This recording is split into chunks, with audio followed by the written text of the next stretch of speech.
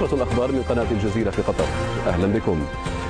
قال حسن طاهر أويس رئيس مجلس شورى المحاكم الإسلامية وعضو اللجنة المركزية لتحالف إعادة تحرير الصومال إن اتفاق السلام الذي وقعته حكومة الصومال المؤقتة مع تحالف إعادة تحرير الصومال في المحادثات الجارية في جيبوتي لا يلزم إلا من وقع عليه.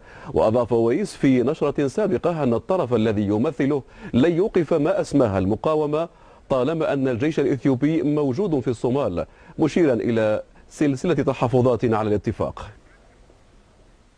ما حافظوا النظام أولا، ثانيا ما حافظوا مبادئ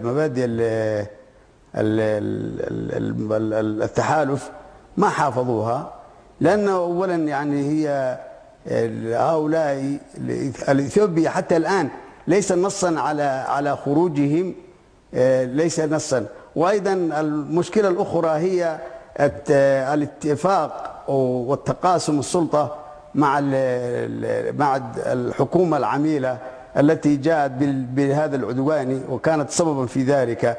وكل هذا يعني وإتيان جنود عالميين كانوا ينفذون ما كانت إثيوبيا ما استطاعت أن تنفذه.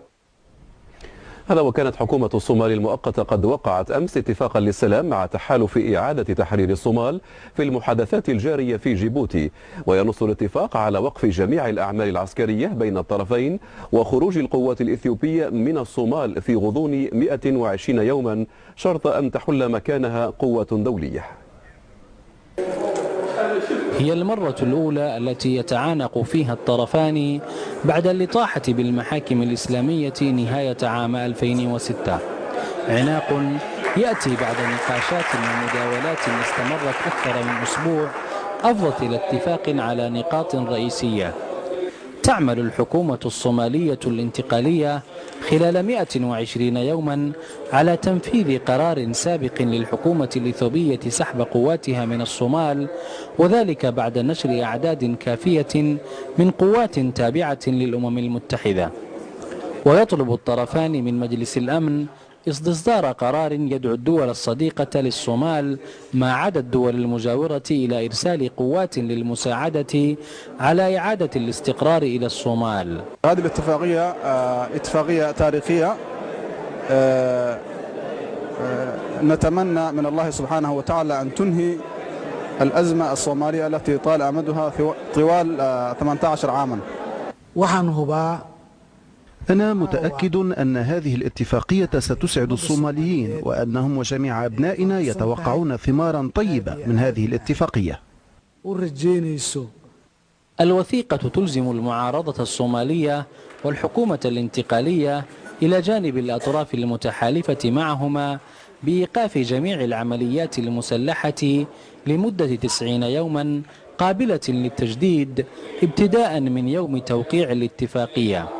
كما يلزم الاتفاق تحالف إعادة تحرير الصومال بإيقاف عملياته المسلحة والتنديد بها، رغم أن الطرفان اتفقا على صيغة نهائية لإنهاء صراعهما، فإن عقبات كاداء تنتظرهما، وليس أقلها إقناع المسلحين المناوئين للوجود الأثيوبي الذين يرفضون وقف إطلاق النار قبل خروج القوات الإثيوبية من الصومال. وأنا مبسوط تماما بنجاح الصومال، معارضة وحكومة وأصدقاء وجالية، أنهم تضامنوا لرجوع شرف دولتهم وقيامها وسيادتهم. حركة الشباب المجاهدين والشيخ حسن تركي وكذلك بعض قيادات التحالف في أسمرة كانوا يرفضون مفاوضات جيبوتي من حيث الأساس، مقابل جماعات مسلحة أخرى التزمت الصمت لتنتظر نتائج هذه المفاوضات. أما وأن تم توقيع الاتفاق فربما يرجحون الكفة لصالح الاتفاق أم ضده. فهد ياسين، الجزيرة، جيبوتي.